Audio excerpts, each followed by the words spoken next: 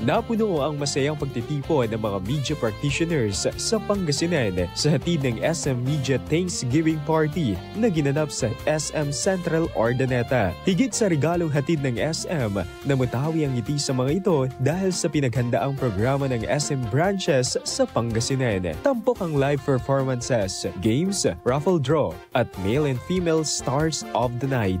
Dinalhan ito ng mga ilang personalidad sa radyo at online suot ang kanilang Halloween team glam suit and dress. Ang naturang pagtitipon ay isang pagkakataon upang pasalamatan ng SM ang suporta at pagtutulungan ng media nitong taon sa lalawigan. At yan ang ating good news. Ako si Idol Ruru Hugutero, Tatak IFM. IFM News. IFM News. IFM News.